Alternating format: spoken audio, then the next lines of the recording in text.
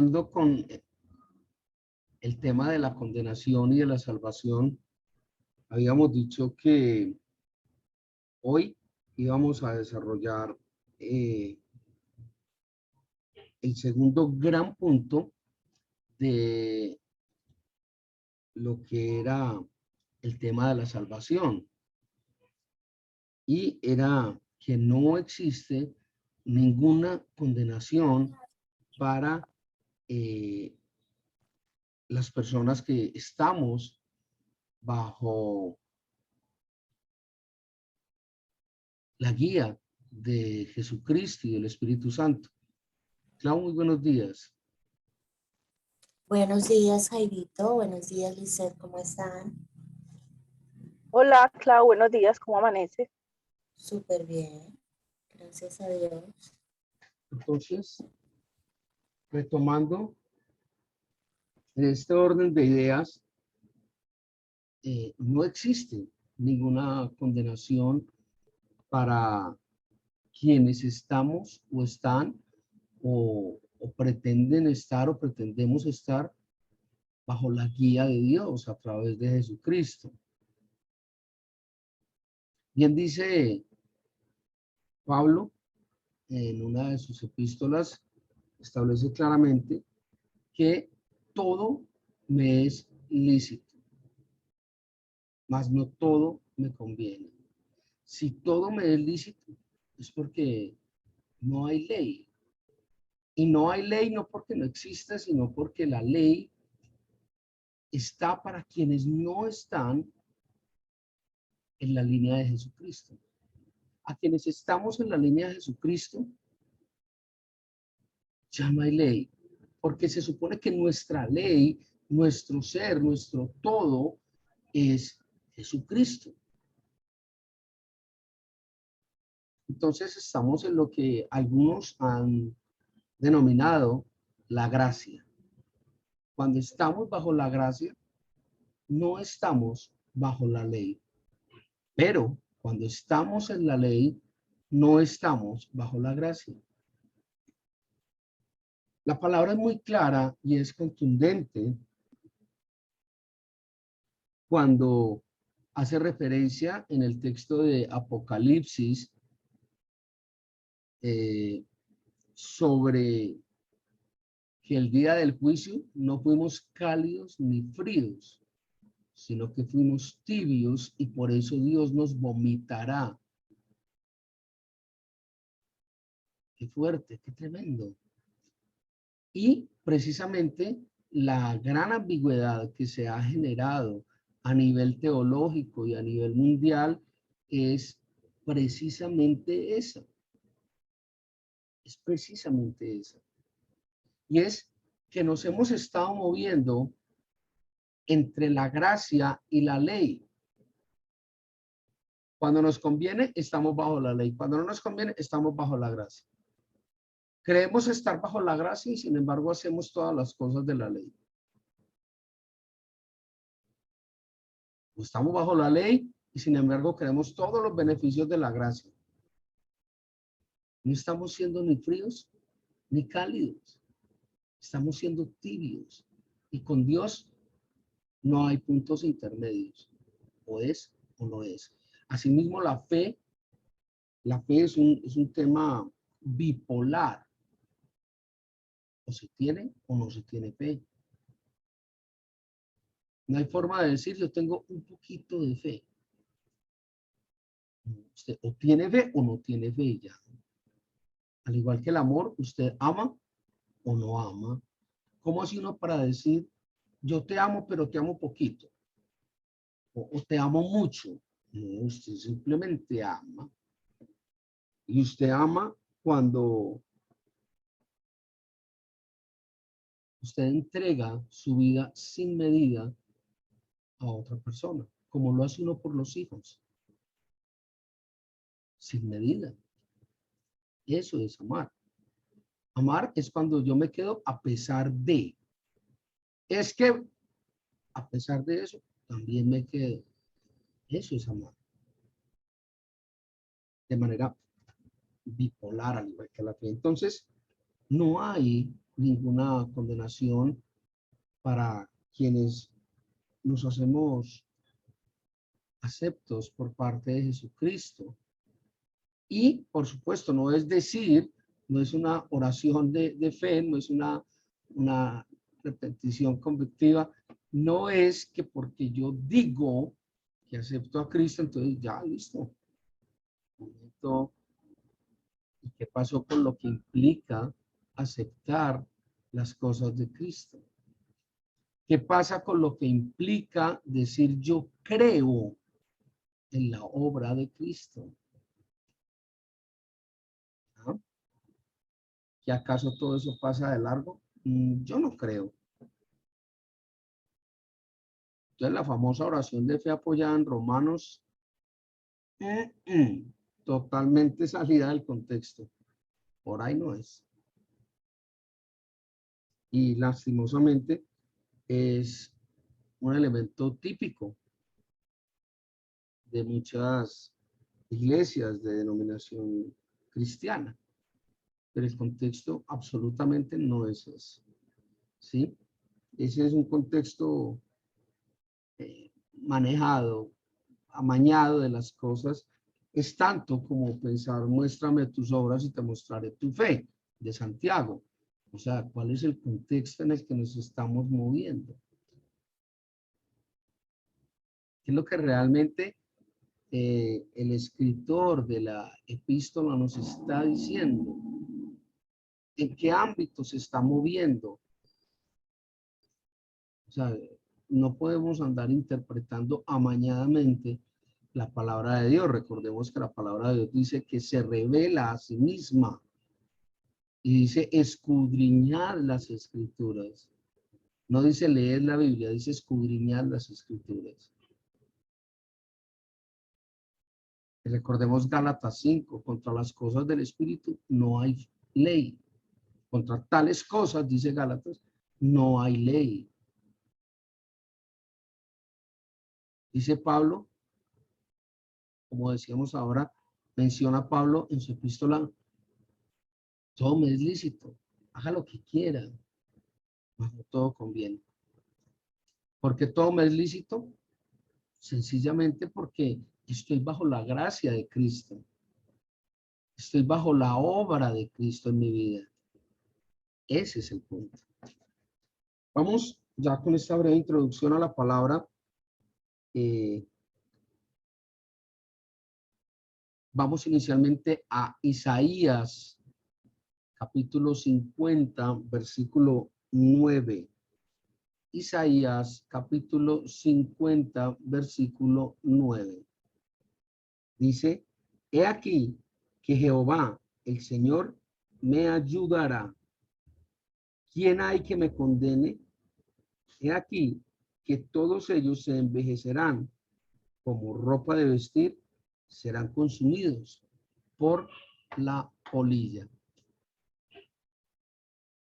Imagínense el planteamiento que hace Isaías tan fuerte, tan severo, y que tiene dos connotaciones básicamente, principalmente. Tiene muchas más, pero básicamente tiene dos connotaciones.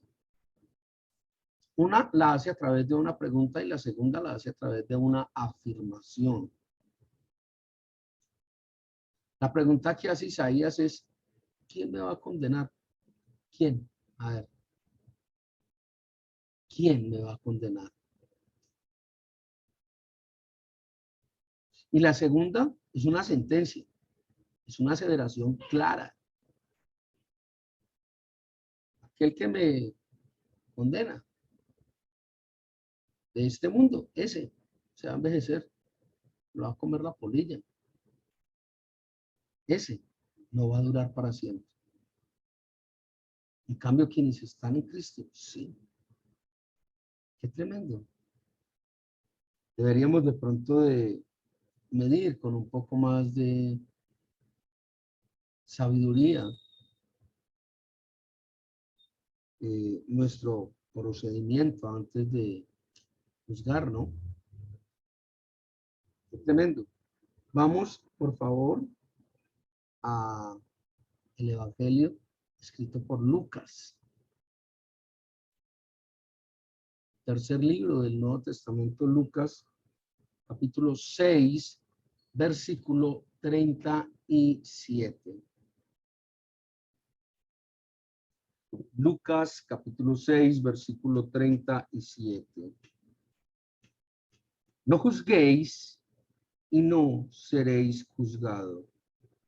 No condenéis y no seréis condenados. Perdonad y seréis perdonados. Fuerte.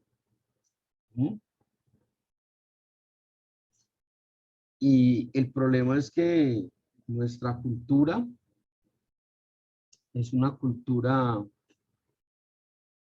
básicamente, principalmente es una cultura enjuiciadora. Y eso es lo que nos han enseñado. En nuestra cultura, muchas veces, en muchos de los casos, logramos establecer o vislumbrar dos, tal vez tres elementos de una situación y con eso armamos toda una historia. El problema es que nos encaja. Vemos, observamos un comportamiento y ya con eso establecemos todo un juicio, toda una marca.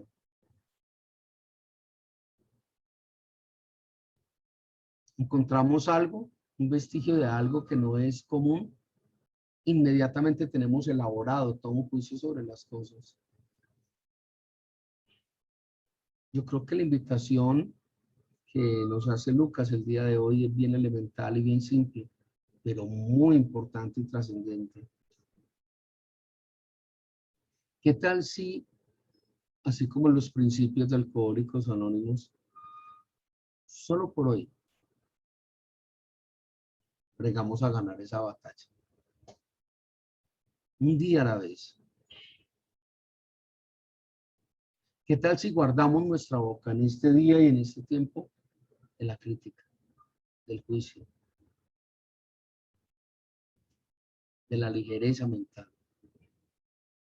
Yo creo que empezaríamos a ver tremendos cambios en nuestra vida, muy tremendos. ¿Qué van a hacer el ejercicio solo por hoy?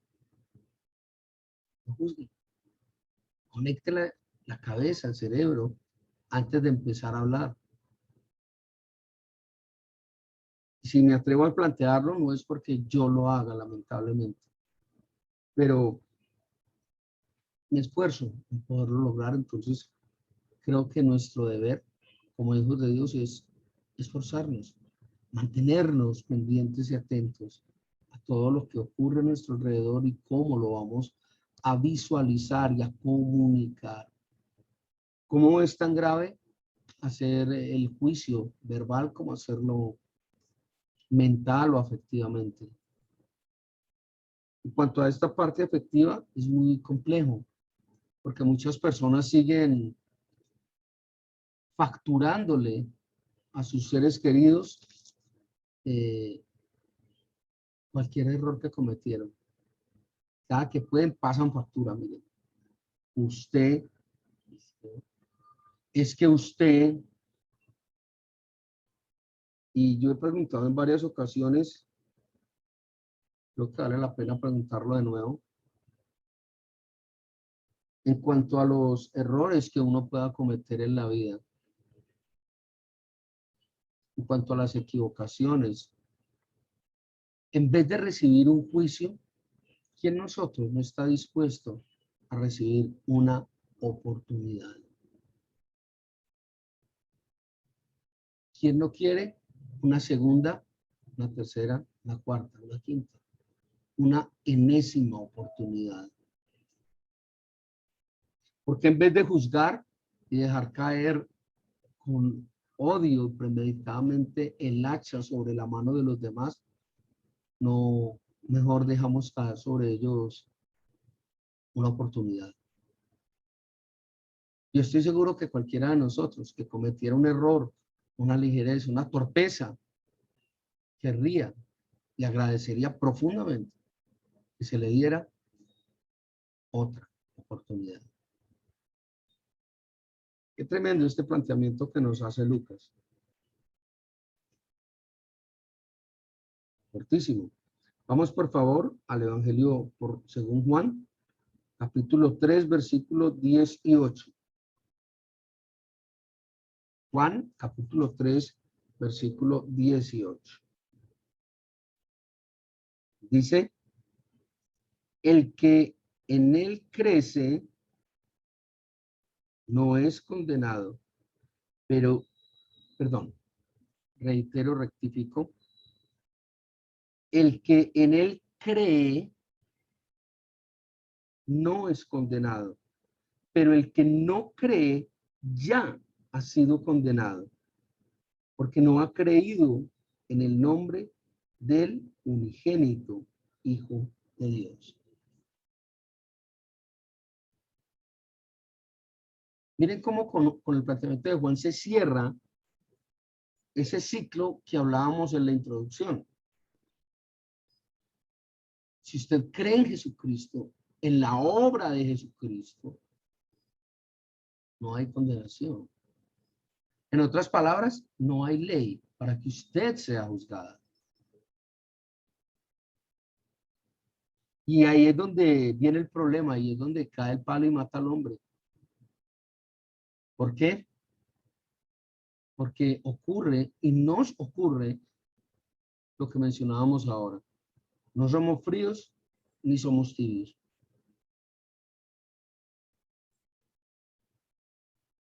Entonces, ¿qué va a hacer Dios con nosotros el día de nuestro juicio? La palabra dice que nos vomitará de su boca. Es tremendo. Entonces, tenemos la opción de escoger cuál de las dos vamos a hacer.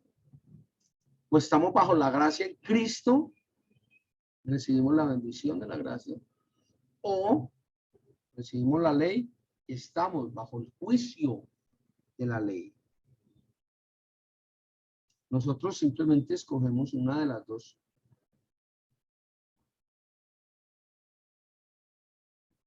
Y la que escojamos, cualquiera que sea, va a tener una consecuencia. El punto es qué tan preparados, qué tan dispuestos estamos para asumir la consecuencia que se deriva del proceso. Complicado. Complicado. Máxime les decía, con una cultura y una idiosincrasia como la que nos han enseñado. Complejo. Vamos, por favor, continuamos en Juan capítulo 5, versículo 24. Juan capítulo 5, versículo 24. De cierto os digo, el que oye mi palabra y cree al que me envió, tiene vida eterna y no vendrá a condenación, mas ha pasado de muerte a vida. Ah, esa es la mejor noticia que nos han dado, definitivamente. Mejor dicho, después de esto, una piñata con bizcocho de novia. Es lo mejor que nos ha pasado. Mira el planteamiento tan valioso que nos está haciendo Juan. Y es de que si usted hasta ahora, hasta ya en este momento, no ha creído en él y está espiritualmente muerto, tiene la oportunidad. ¿Cómo? A través de la fe. Y si usted lo hace a través de la fe en Jesucristo, ya no hay condenación. Y usted pasa automáticamente de muerte a vida. Esa es la mejor noticia. O sea que todavía estoy a tiempo. ¡Claro! Pero por supuesto. Claro que sí. Claro que sí. Y viene una pregunta un poco extraña, ¿no? Ah, a mí me interesa esa propuesta que usted me hace de la Biblia. Y entonces, ¿qué hay que hacer? No, hay que creer, hay que tener fe. Y viene esa pregunta incómoda. Venga, ¿y cómo hago para tener fe? ¿Mm? Simple. La respuesta la da la misma Biblia. Recordemos el libro de Romanos. La fe es por el oír. Y el oír, la palabra de Dios. Adquiere fe, se hace nueva criatura. Al hacerse nueva criatura, pasa, dice la palabra, de muerte a vida. La mejor noticia, la mejor. Vamos, por favor, al libro de Romanos, capítulo 8, versículo 1. Romanos, capítulo 8, versículo 1.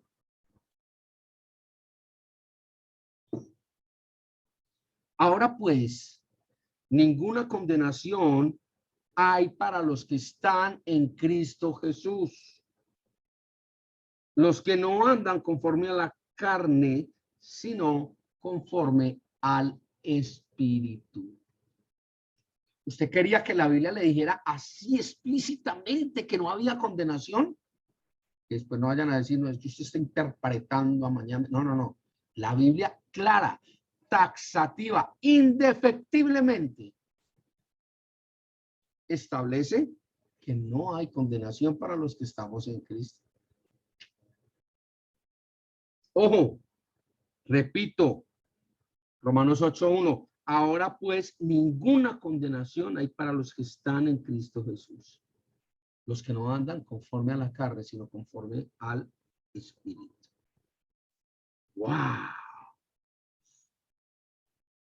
Entonces, surgen dos preguntas que mucha gente le hace a uno. Entonces, porque usted es cristiano, puede hacer lo que le dé la gana, porque como no hay condenación. Un momento, eso no es lo que dice la palabra. Eso no es lo que dice la palabra.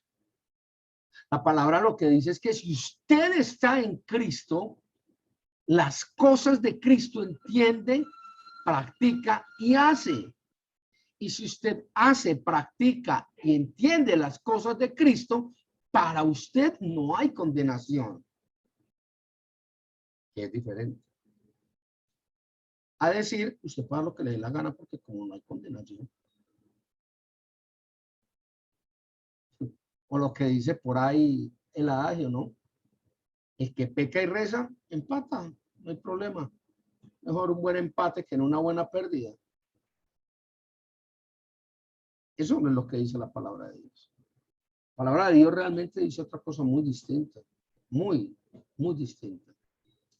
Ojo, no nos confundamos. Leamos la Biblia. Ojo, los que pensaron que íbamos a decir lea otra cosa, no. Sí, lea la Biblia. No te confundas. Lee la Biblia. Listo. Vamos a la última cita del día de hoy, que la encontramos en Romanos 8. Continuamos allí en el capítulo 8. Romanos 8, versículo 34.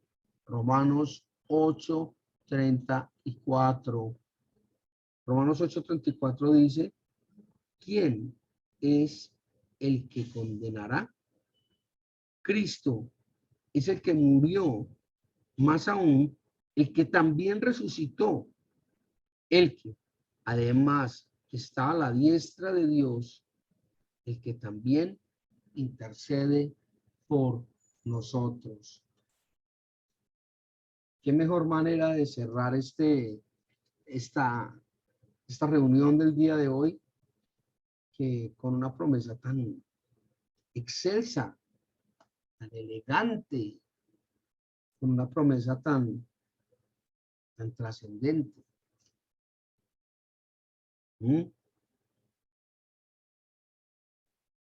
Primero se exalta la labor de Cristo por todas partes. Murió, resucitó, está al lado del Padre, etcétera, etcétera. Y cierra con un broche de oro. Pone la cereza en la parte más alta del pastel. ¿Cómo? Sencillo. Al final de este pasaje dice, y Él, Jesucristo, es quien intercede por nosotros ante el Padre.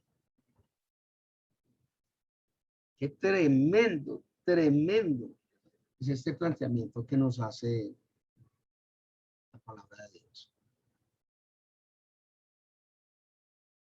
Qué fuerte. Con esto vemos el segundo subtema. El primero era el de la salvación, que vimos una cantidad de elementos. Vimos que la salvación era de Dios. Vimos que solo era a través de Cristo, la obra de propiciación. Vimos cuáles eran los requisitos y condiciones que se necesitaban para poder adquirir salvación. Vimos, ¿qué más vimos?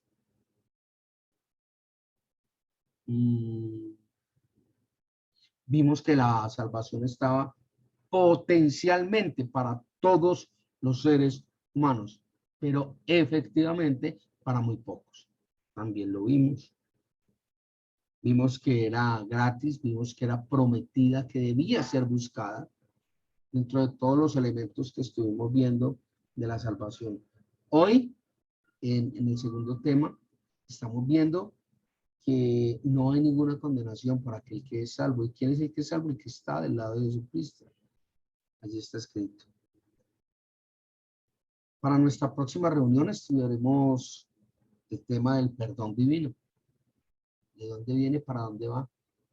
Porque tantas personas dicen, no, es que a mí me gusta es el Dios del Nuevo Testamento, el Dios amoroso, querido. Es que ese del Antiguo Testamento no, es que es celoso, que es de mal genio, que mata, que asesina, no, pues tampoco, qué clase de Dios es ese. Eso es lo que vamos a desarrollar en nuestra próxima reunión. Jairo, yo tengo una pregunta. Entonces, Sí. ¿qué pasa en los dos casos en que una persona, por ejemplo, es atea, o sea, no está muerta espiritualmente, ¿cierto? Y se muere carnalmente, y se dice así.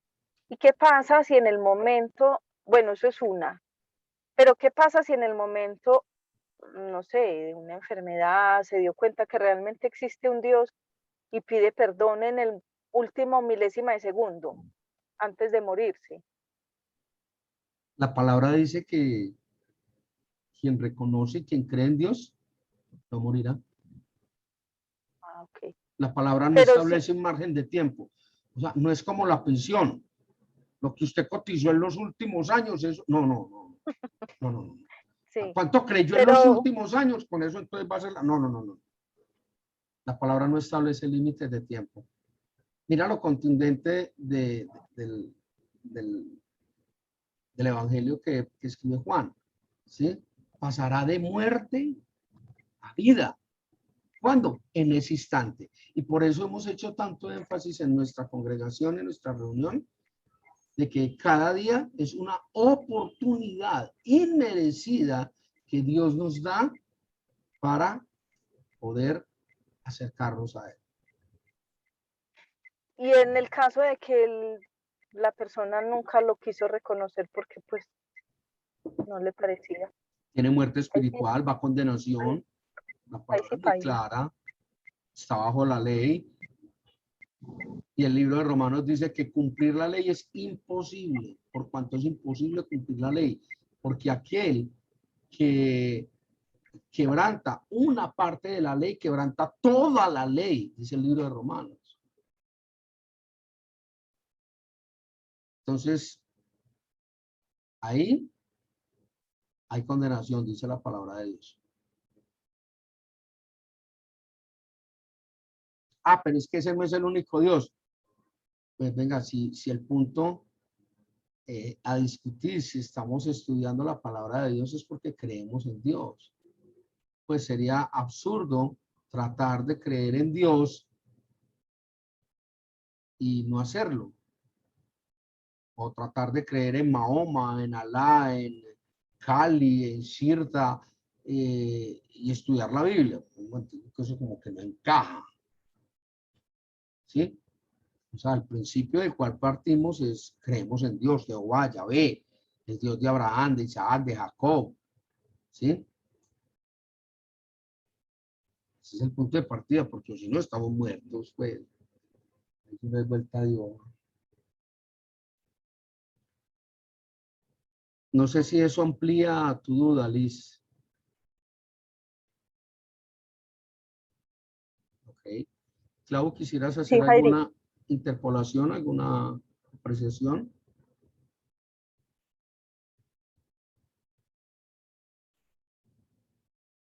No, señor. Muchas gracias. ¿Te es clara la exposición? Demasiado. Bueno, culminemos Demasiado. entonces este tiempo maravilloso que el Señor nos ha dado en oración. Culminemos este tiempo en agradecimiento al Padre por la oportunidad de confrontarnos a través de su palabra, por revelarnos a través de la escritura cuál es nuestra condición, cuál es nuestra posición, para que el Señor en su infinita misericordia nos llene de sabiduría, nos permite elegir la vida, aún por encima de la muerte. Padre, te damos gracias por nuestras vidas, por esta oportunidad que nos das, Señor. Te damos gracias por nuestros hijos, por lo que has hecho en sus vidas, por lo que estás haciendo hoy, por lo que harás mañana. Gracias, Padre Celestial, por todo. Gracias, Señor. Padre, en tus manos entregamos nuestra vida, la de nuestros seres amados. En tus manos entregamos nuestros sueños. En tus manos entregamos nuestra existencia. Y te pedimos, Padre, te suplicamos, danos sabiduría. Danos la fuerza necesaria para confrontarnos en cada momento y en cada lugar. Que tu palabra fluya a través de nosotros como ríos de agua viva. Señor, en tus santas manos estamos y a ti nos entregamos. En Cristo Jesús. Amén.